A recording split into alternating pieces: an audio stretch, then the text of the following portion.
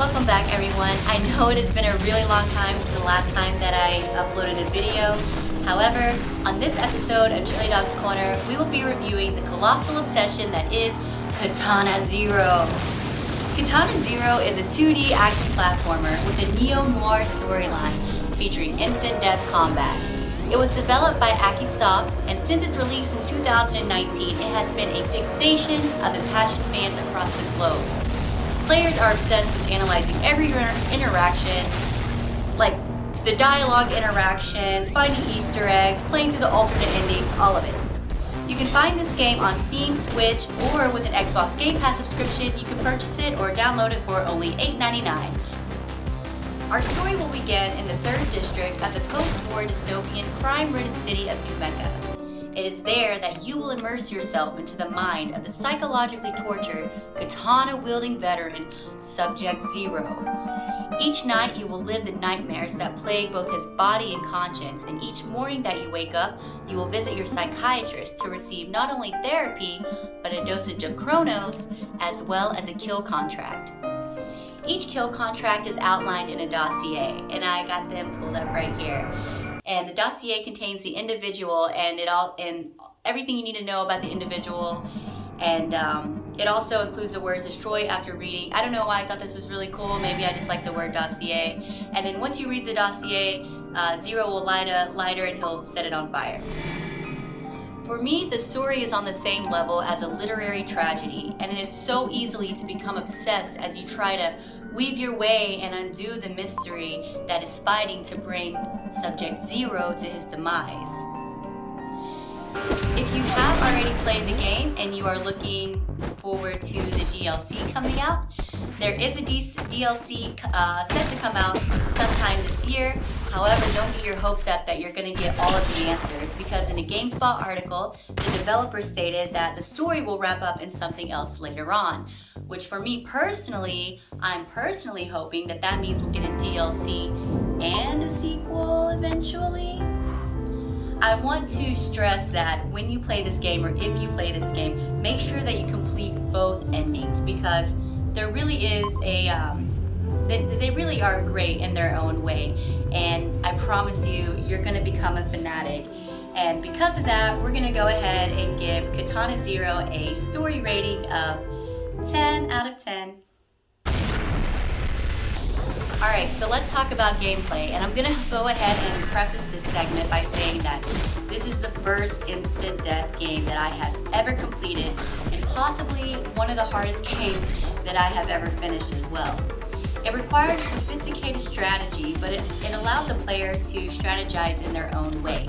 For example, the game is littered with these deliberately placed objects such as bottles and flower pots that the player can use to aid in the destruction of Zero's enemies. However, you don't have to use them, you can use your sword. It's all up to you and your strategy. Although I would describe this game as difficult to complete, Zero's ability to slow time and predict the future makes it possible to dodge and deflect attacks, and as long as you learn how to use your resources, the game is really on your side. For example, at one point I was failing a level over and over, maybe 5 times, maybe 10 times, maybe 20, I don't even remember, I was failing a lot. But eventually I received an in-game phone call, and I think it might have been from the psychiatrist, I don't really remember. But the phone call reminded me that I could use this ability to get through some of the electrical obstacles that I was having a difficult time with. I think one of my favorite levels in the game was the level of Club Neon. And I like it so much because I really appreciate the way that the developer was able to incorporate stealth components in such a unique way. As you can see right here, you must go undetected, and you do that by hiding in the crowd and dancing. And I don't know, for me, watching Zero dance provided some comic relief in an otherwise stressful, sinister scenario. I did experience a few glitches while playing that I don't believe are part of the game. However, I don't think that they are problematic, nor do I see them as a reason to deter someone from experiencing such an incredible work. At times, I did feel like I grinded way too hard and I received just a little bit of the story. Like, I would go through a bunch of stages and then I would just get like a couple dialogue options, and that was somewhat frustrating, but only because the dialogue options were so good, and I absolutely praise the developer for their ability to create dialogue options that really allow the player to inflict their own personality onto Zero's choices. For me, the dialogue offered a unique vicariousness that was completely cathartic. And for those reasons, we're gonna give the gameplay aspect of Katana Zero an 8 out of 10. Alright, so the art in this game is described as 2D pixel art, and it has a 1980s outrun aesthetic. The neon colors, like the fuchsias and the turquoise, they all contrast with deeper and darker colors in the scenery. In an article by Variety, the developer described this style as a hypnotic zen of violence, and I thought that was a really creative way to describe the art style in this game. The music is synthwave and will be nostalgic for anyone that loves 1980s pop culture. The music and art worked well in tandem and provided an indescribable brightness to a game with like dark, sinister vibes. For me, music and art is going to get an 8 out of 10. So moving along. In summation, Katana Zero is going to get an 8.6 out of 10. I am so happy that I have found this game and experienced this game.